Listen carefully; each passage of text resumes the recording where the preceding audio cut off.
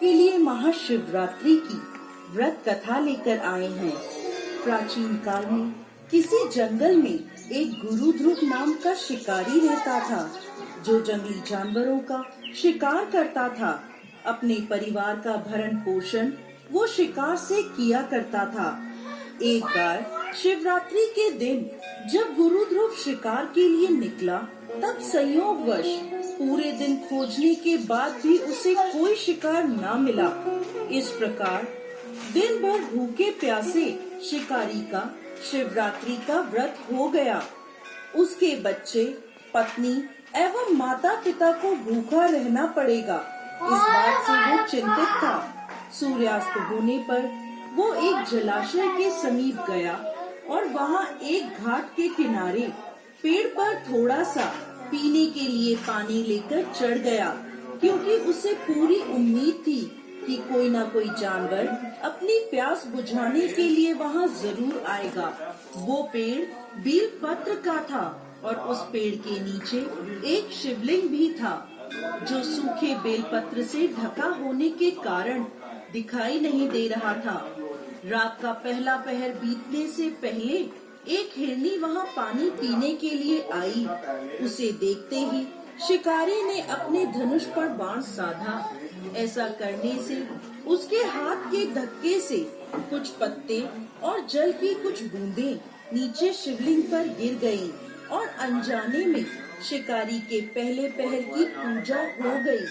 पत्तों की आवाज से हिरनी ने जब ऊपर देखा तो भयभीत होकर शिकारी से कांपते हुए स्वर में बोली, मुझे मत मारो। शिकारी ने कहा, मैं और मेरा परिवार भूखा है, इसलिए तुम्हें नहीं छोड़ सकता। हिरनी भयभीत होकर शिकारी से जीवन दान की याचना करने लगी। बोली, मेरे छोटे छोटे बच्चे हैं और मेरे वापस लौटने का इंतजार कर रहे हैं। मैं उन्हें अपने पति को सौंप आऊं, फिर तुम मुझे मार देना। मुझे बस इतना समय दे दो। झूठ नहीं बोल रही, तुम मुझ पर विश्वास करो। मैं शीघ्र ही लौट आऊंगी। अगर मैं लौट कर न आऊं तो मुझे वो पाप लगे जो विश्वासघाती और शिवद्रोही को लगता है। इस प्रकार हिरनी के विश्वास दिलाने पर शिकारी ने उसे जाने दिया और हिरनी वहाँ से चली गई। कुछ देर बाद शिकारी ने देखा कि एक मोटा ताजा हिरण जल पीने वहाँ आया है। उसने फिर से अपने धनुष पर बाण चढ़ाया और फिर से कुछ जल और बीलपत्र शिवलिंग पर चढ़ गए। इस प्रकार शिकारी की दूसरे पहर की पूजा भी हो गई। धनुष पर बाण चढ़ा देख हिरण ने पूछा, ये तुम क्या कर रहे हो? मैं घर पर अपने बच्चों को छोड़कर आया हूँ। मुझे इतना समय दे दो कि मैं अपने बच्चों को धैर्य देकर शीघ्र लौट आऊँ। तो मुझ पर विश्वास रखो। शिकारी ने हिरण को जाने दिया। हिरण जल पीकर वहाँ से चला गया। अब दोनों हिरण घर जाकर जब इकट्ठे हुए तो अपना अपना वृत्तांत एक दूसरे को सुनाते हुए बोले, हमें जल्द ही शिकारी के पास लौटना है।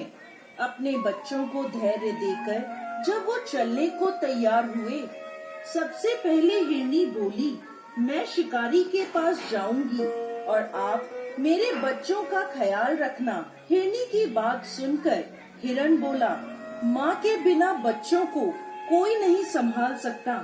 तुम यहीं रहो, मैं शिकारी के पास जाऊंगा। तब हिरनी बोली, पति के बिना पत्नी का कैसा जीवन? आपकी मृत्यु के बाद मैं कैसे जीवित रहूंगी? मैं वहाँ अवश्य जाऊंगी। और वह दोनों बच्चों को समझाकर चल पड़े। जब बच्चों ने देखा माता पिता जा रहे हैं तो हम क्या करेंगे, तब वो भी उनके साथ हो लिए। इस प्रकार वह सभी शिकारी के पास पहुँचे। उन्हें देखकर शिकारी ने झट से धनुष पर बाण चढ़ाया, जिससे फिर कुछ बीलपत्र और जल शिवलिंग पर चढ़ गया, जिससे शिकारी के तीसरे पहर की पूजा भी हो गई और उसके दुष्कर्म नष्ट हो गए और उसे ज्ञान की प्राप्ति हुई। हिरण ने कहा, हम सभी उपस्थित हैं, आप हमारा वध करके अपने परिवार की भूख मिटाइए। तब भगवान शंकर की कृपा से प्राप्त ज्ञान द्वारा शिकारी सोचने लगा, मुझसे तो यह अज्ञानी पशु ही धन्य हैं, जो कि परोपकार परायण होकर अपना शरीर दे रहे हैं और मैं मनुष्य जन्म पाकर भी हत्यारा बन चुका हूँ।